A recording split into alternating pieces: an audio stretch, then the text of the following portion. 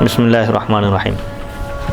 دین اسلام میں مظلوم کو اپنی حفاظت کا بھی حکم دیا گیا ہے، ہدایت دی گئی ہے کہ اگر کسی پر حملہ ہو، کوئی اس پر جان لیوا حملہ کرے تو اس کو دفاع کرنا چاہیے، اپنے آپ کا بچاؤ کرنا چاہیے۔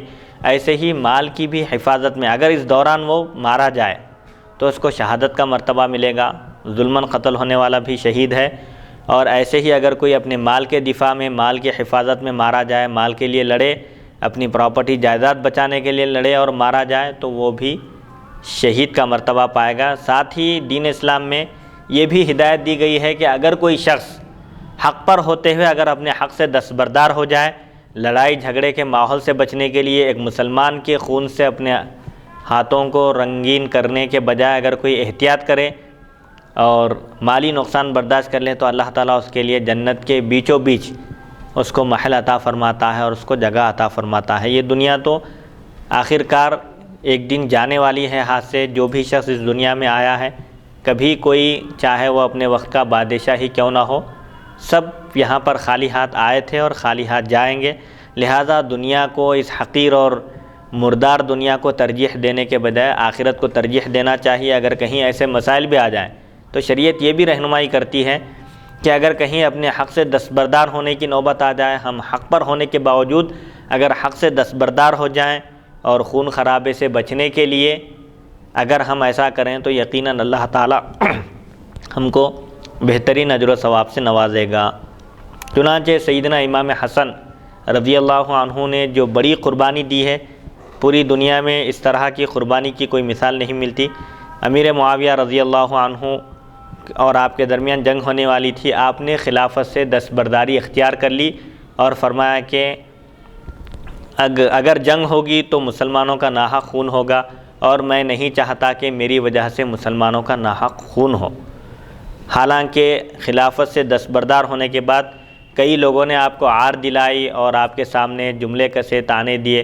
ایک شخص نے کہا کہ آپ مسلمانوں کی عار ہیں، آپ کی وجہ سے مسلمانوں کا سر شرم سے جھک گیا، تو آپ نے فرمایا العار خیر من النار، آگ میں جانے سے تو بہتر یہ عار ہے۔ فرمایا آپ کہ اگر میں خلافت سے دستبردار نہ ہوتا اور یہ جنگیں ہوتی تو کئی مسلمان ناحق مارے جاتے، ظلماً قتل کیے جاتے اور ان سب کا وبال مجھ پر ہوتا تھا۔ تو یہ دنیاوی عار میرے لیے بہتر ہے دوزخ سے، اس دوزخ میں جانے سے تو بہتر ہے کہ ہم یہ عار برداشت کریں۔ سبحان اللہ۔ حالانکہ وہ عار کی بات بھی نہیں تھی، حضور اکرم صلی اللہ علیہ وسلم نے خود پیشن گوئی فرمائی تھی کہ میرا یہ بیٹا سردار ہے اور سید کہتے ہیں اور ذات گرامی کو لوگ مصیبت کے وقت جن کی طرف رجوع ہوتے ہیں اور جن سے مدد طلب کرتے ہیں، میرا یہ بیٹا سید ہے۔ یقین ہے کہ اللہ تعالیٰ ان کے ذریعے مسلمانوں کی دو بڑی جماعت کے درمیان صلح کرائے گا اور خون خرابے سے بچ جائیں گے۔ تو حضور اکرم صلی اللہ علیہ وسلم کی پیشن گوئی بھی پوری ہوئی، آپ نے اپنے حق سے دستبرداری کا اعلان فرمایا اور امیر معاویہ رضی اللہ عنہ کے حق میں دستبردار ہو گئے، حالانکہ خلافت آپ کا حق تھا۔ تو اس واقعے سے بھی ہم کو یہ رہنمائی ملتی ہے، یہ درس ملتا ہے کہ اگر ہم حق پر ہوں، اگر کوئی چیز ہمارا حق ہے، ہمارا اس میں حق بنتا ہے، لیکن اس حق کو حاصل کرنے کے لیے خون خرابے کی نوبت آتی ہے، قتل و غارت گری کا ماحول پیدا ہو سکتا ہے، آپسی لڑائی جھگڑے اور رشتہ داریاں ختم ہو سکتی ہیں، تو ایسی صورت میں ہم معمولی نقصان کو برداشت کر لیں تو یقیناً اللہ تعالیٰ ہم کو اس سے بہتر صلہ قیامت کے دن عطا فرمائے گا۔ ان چیزوں کو بھی پیش نظر رکھنا چاہیے، ورنہ لوگ یہی سمجھیں گے کہ بھائی پراپرٹی کے لیے، جائیداد کے لیے، مکان کے لیے، ہم اپنی ذاتی پراپرٹی کے لیے، مال و دولت کے لیے بھی مارے جا سکتے ہیں، قتل ہو سکتے ہیں، کسی کو قتل کر سکتے ہیں۔ ایسا نہیں، بلکہ اسلام میں دونوں ہدایتیں دی گئی ہیں۔ اگر کوئی اس چیز کو اختیار کرنا چاہے تو اختیار ہے اس کو، لیکن بہتر یہ ہے کہ کسی مسلمان کے خون سے اس کا ہاتھ رنگین نہ ہو۔ اسی لیے حضور اکرم صلی اللہ علیہ وسلم نے فرمایا کہ قیامت کے قریب فتنے رونما ہوں گے اور خطرناک فتنے ہوں گے، ان فتنوں میں جہاں تک ہو سکے اپنی تلوار کو روک لو اور اپنے گھر میں بیٹھے رہو، گھر کی ٹاٹ بن جاؤ، یعنی بلا ضرورت باہر نہ نکلو، ورنہ فتنوں کے شکار ہو جاؤ گے اور بھیانک فتنے ہوں گے۔ بہرحال اس فتنے میں جو شخص بیٹھا ہوا ہے وہ بہتر ہوگا کھڑے ہوئے شخص سے، کیونکہ بیٹھا ہوا شخص فتنے سے دور ہے، کھڑے ہوئے شخص کے فتنے میں واقع ہونے کا امکان ہے، ہو سکتا ہے کہ وہ چل کر فتنے کی طرف چلا جائے۔ ایسے ہی کھڑا ہوا شخص بہتر ہے اس کی طرف دوڑنے والے شخص سے۔ تو بہرحال حضور اکرم صلی اللہ علیہ وسلم نے ان چیزوں سے آگاہ فرمایا کہ قیامت کے قریب فتنے ہوں گے، خون خرابہ ہوگا، قتل و غارت گری ہوگی، تم حابیل کی طرح ہو جاؤ، قابل کے جیسے مت بنو، قاتل مت بنو، مقتول بنو، یعنی اللہ کے پاس مظلوم قرار دیے جائیں گے، مظلوم رہیں گے اور اللہ کے غضب اور عتاب کا شکار نہیں ہوں گے، ورنہ قتل کریں گے، ناحق مار ڈالیں گے کسی مسلمان کو تو پھر اللہ کے پاس جواب دینا ہوگا۔ حدیث نمبر 3266، حدثنا محمد بن غیلان حدثنا عبد الرزاق حدثنا معمر عن الزهري قال اخبرني سعيد بن المسيب عن ابي هريره قال قال النبي صلى الله عليه وسلم حين اسري بي لقيت موسى قال فنعته فاذا رجل قال حسبته قال مضطرب رجل الراس كانه من رجال شنوءه قال ولقيت عيسى قال فنعته قال ربعه احمر كانه خرج من ديماس يعني الحمام ورأيت إبراهيم قال وأنا أشبه ولده به قال وأتيت بإناءين أحدهما لبن والآخر فيه خمر فقيل لي خذ أيهما شئت فأخذت اللبن فشربته فقيل لي هديت للفطرة أو أصبت الفطرة أما إنك لو أخذت الخمر غوت أمتك۔ هذا حديث حسن صحيح۔ سورہ بنی اسرائیل کی تفسیر۔ حضرت ابو ہریرہ رضی اللہ عنہ سے روایت رسول اکرم صلی اللہ علیہ وسلم نے ارشاد فرمایا، شب معراج میں نے حضرت موسیٰ علیہ السلام سے ملاقات کی۔ جس شب مجھے معراج کرائی گئی اس شب میری ملاقات حضرت موسیٰ علیہ السلام سے ہوئی۔ راوی کہتے ہیں اس کے بعد آپ صلی اللہ علیہ وسلم نے حضرت موسیٰ علیہ السلام کا حلیہ بیان کرتے ہوئے فرمایا وہ ایسے آدمی ہیں، راوی کہتے ہیں میرا خیال ہے آپ نے فرمایا کہ درمیانہ قد ہیں اور درمیانے بال، گویا کہ قبیلہ شنوءہ کے ایک فرد ہیں۔ قبیلہ ایک شنوءہ نام کا ایک قبیلہ تھا عرب میں، اس قبیلے کے لوگوں کی طرح آپ نظر آ رہے تھے۔ آپ کا قد درمیانہ تھا، یعنی میانہ قد کے تھے، درمیانی، اور بال بھی درمیانہ تھے آپ کے۔ اور میں نے حضرت عیسیٰ علیہ السلام سے ملاقات کی، پھر آپ صلی اللہ علیہ وسلم نے ان کا حلیہ بیان فرمایا، وہ بھی درمیانہ قد کے تھے، نہ انتہائی لمبے اور نہ ہی انتہائی پست قد، بلکہ درمیانہ قد کے تھے۔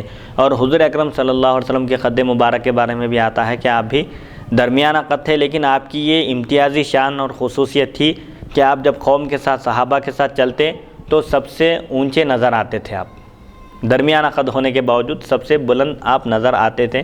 حضرت عیسیٰ علیہ السلام کا حلیہ بیان کرتے ہوئے فرماتے ہیں کہ وہ بھی درمیانہ قد کے تھے، نہ انتہائی لمبے اور نہ ہی انتہائی پست قد، اور آپ کا رنگ سرخ رنگ تھا، گویا کہ ابھی ابھی حمام سے تشریف لائے ہیں۔ جیسے کوئی صاف ستھرے ہو کر نہا کر جب باہر آتے ہیں تو کیسے حشاش بشاش اور تر و تازہ نظر آتے ہیں، ایسا محسوس ہوتا ہے آپ کو دیکھنے پر، یعنی حضرت عیسیٰ علیہ السلام کو دیکھنے پر۔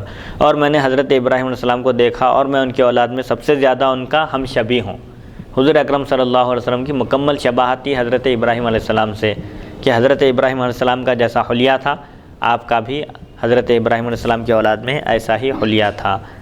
حضور اکرم صلی اللہ علیہ وسلم نے پھر ارشاد فرمایا مجھے 2 پیالے دیے گئے، ایک میں دودھ تھا اور دوسرے میں شراب۔ مجھ سے کہا گیا کہ آپ جو چاہیں اختیار کریں، ایک پیالے میں دودھ ہے اور ایک میں شراب ہے، اب آپ کو اختیار ہے، چاہے تو دودھ لیں چاہے تو شراب۔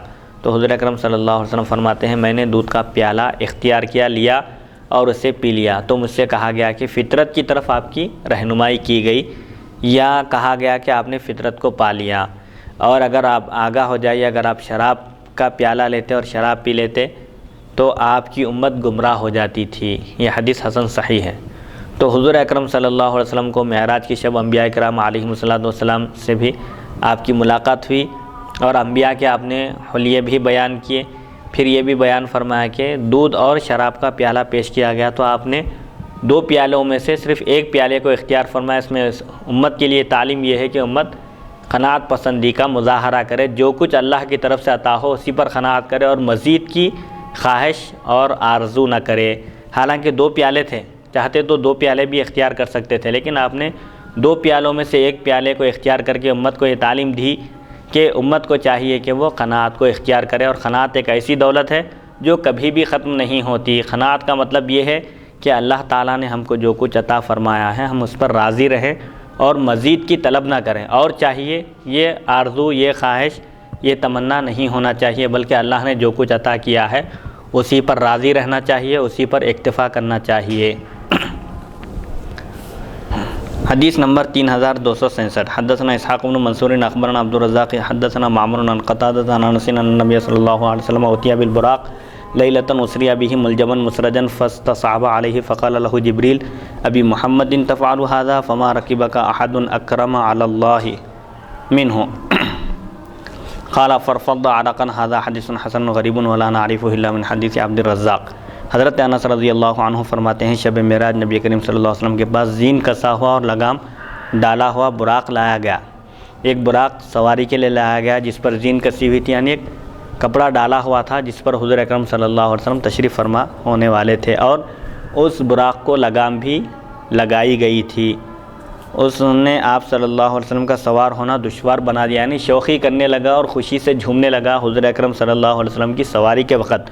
تو حضرت جبرائیل علیہ السلام نے اس سے فرمایا کیا نبی کریم صلی اللہ علیہ وسلم کے ساتھ کیا تو حضور کے ساتھ ایسا کرتا ہے، حالانکہ آپ صلی اللہ علیہ وسلم سے زیادہ معزز محترم مکرم آج تک تجھ پر سوار نہیں ہوا. یعنی آج سرور انبیاء کی سواری ہے، تجھ کو سرور انبیاء کی سواری بننے کا شرف حاصل ہے، اور آپ کے جیسی ذات پوری دنیا میں کوئی محترم اور معزز نہیں ہے. آپ سواری کر رہے ہیں اور تو ایسی حرکت کر رہا ہے.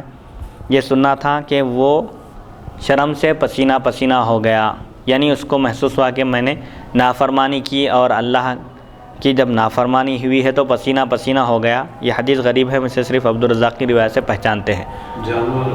جانور بھی اللہ کی نافرمانی پر نادم ہوتا ہے، پشیمان ہوتا ہے. حضرت محدث دکن حضرت سیدنا عبداللہ شاہ صاحب رحمۃ اللہ علیہ تبصرہ کرتے ہوئے فرماتے ہیں کہ ایک جانور ہو کر جب وہ بھی شوخی میں حضور اکرم صلی اللہ علیہ وسلم جو سردار انبیاء ہیں، تمام انبیاء کے سردار ہیں، وہ مجھ پر سواری کر رہے ہیں، خوشی سے جھومنے لگا تو اس کو بھی بے ادبی شمار کیا گیا، تو فوراً شرم سے پسینہ پسینہ ہو گیا. اور آج انسان مسلمانوں کا یہ حال ہے کہ گناہوں پر گناہ کرتے چلے جاتے ہیں لیکن کبھی ندامت نہیں ہوتی. اللہ تعالی ہم سب کو توفیق عطا فرمائے. شرمندگی نہیں ہوتی. تو براق لایا گیا سواری کے لیے، زین کسا ہوا تھا، اور اس کو لگام کیوں لگائی گئی؟ اس لیے کہ حالانکہ وہ جنتی سواری ہے، جنتی جانور ہے، فرار ہونے کا، بدک جانے کا، یہیں یا کہیں نکل کر بھاگ جانے کا ڈر نہیں تھا، لیکن اس کے باوجود اس کو لگام لگا کر اس کو باندھنے کا جو ذکر آیا ہے مسجد اقصی میں بھی جب تشریف لے گئے سواری پر سوار ہو کر تو اس کو مسجد میں باندھ دیا گیا، مسجد کے ایک ستون سے.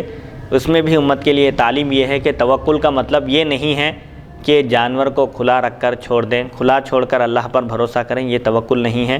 اب اس دور میں سمجھے گاڑیاں ہیں، سائیکل ہے، لاک کر کے اللہ پر بھروسہ کرنا چاہیے. لاک کرنا یہ توکل کے خلاف نہیں ہے، قفل ڈالنا، لاک کرنا یہ توکل کے خلاف نہیں ہے، بلکہ جانور کو رسی سے باندھ کر گاڑیوں کو، سائیکلوں کو لاک کر کے اللہ پر بھروسہ کرنا کہ اگر اللہ چاہے تو لاک کرنے کے باوجود اس چیز کا محفوظ رہنا ضروری نہیں ہے، اور اگر اللہ نہ چاہے تو پھر اگر کوئی کھلی بھی رکھ کر چلا جائے سائیکل اور اللہ اس کی حفاظت کرنا چاہے تو کوئی اس کو چوری نہیں کر سکتا. توکل کا مطلب یہ ہے کہ پہلے بندہ تدبیر کرے پھر اللہ کی ذات پر بھروسہ کرے.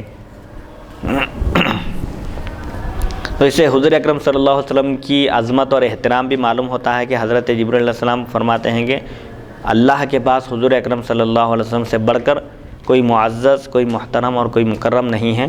حضور اکرم صلی اللہ علیہ وسلم ہی اللہ تعالیٰ کے بعد سب سے بڑا مرتبہ رکھتے ہیں، ساری کائنات میں تمام انبیاء کے آپ سردار ہیں. حدیث نمبر 3268. حدثنا یعقوب بن ابراہیم الدورقی حدثنا ابو طمیلۃ عن الزبیر بن جنادۃ عن ابن بریدۃ عن ابیہ قال قال رسول اللہ صلی اللہ علیہ وسلم لما انتهينا الى بیت المقدس قال جبرائیل باصبعه فخرق به الحجر وشد به البراق هذا حدیث غریب. حضرت بریدہ رضی اللہ عنہ سے روایت رسول اکرم صلی اللہ علیہ وسلم نے ارشاد فرمایا جب ہم بیت المقدس پہنچے تو حضرت جبرائیل علیہ السلام نے اپنی انگلی کے اشارے سے پتھر توڑ کر اس کے ساتھ براق کو باندھ دیا. بہرحال اس حدیث شریف میں بھی امت کے لیے تعلیم ہے کہ وہ توکل کا مطلب یہ ہے کہ وہ حفاظت کا انتظام کر کے اس کے بعد اللہ کی ذات پر بھروسہ کریں. اب بیت المقدس لے جانے کی حکمت کیا تھی؟ بہت ساری حکمتیں بیان کی گئی ہے. من جملہ ان حکمتوں کی ایک حکمت یہ تھی کہ کفار کے سامنے جب آپ یہ واقعہ بیان کریں گے تو وہ لوگ بیت المقدس کا سفر چونکہ بڑا طویل سفر تھا، راتوں رات جا کر آنا ممکن نہیں تھا، بیت المقدس کا سفر کرایا گیا چونکہ وہ قبلہ اول ہے اور مشرکین اس کو جانتے ہیں، آتے جاتے رہتے ہیں، تو وہ لوگ بیت المقدس کے بارے میں پوچھیں گے. چنانچہ جب حضور اکرم صلی اللہ علیہ وسلم نے معراج کا واقعہ بیان کیا تو کفار نے پوچھا کہ بیت المقدس جب آپ تشریف لے گئے ہیں مسجد اقصی تو اس کے ستون کتنے ہیں، اس کا منظر بیان کیجئے. تو فوراً اللہ تعالیٰ نے بیت المقدس کو آپ کے پیش نظر کر دیا. کفار جو سوالات کرتے تھے، جو پوچھتے تھے، آپ دیکھ کر بتاتے چلے جاتے تھے. بہرحال معراج کے واقعے کی تصدیق کرنے کے لیے بیت المقدس لے جایا گیا تاکہ کفار مکہ بھی اس واقعے کا اقرار کر لیں اور یقین کر لیں. الحمدللہ اللہ کی توفیق اور اس کی مدد سے آج ہم حدیث نمبر 3250 سے شروع کیے تھے. الحمدللہ حدیث نمبر 3268 تک ہم پہنچے ہیں. اللہ تعالیٰ سے دعا ہے کہ وہ ہم کو سننے اور سنانے سے زیادہ احکام شریعت پر عمل کرنے کی توفیق عطا فرمائے. وصلی اللہ تعالیٰ علی خیر خلقہ سیدنا محمد و آلہ و صحبہ اجمعین والحمدللہ رب العالمین.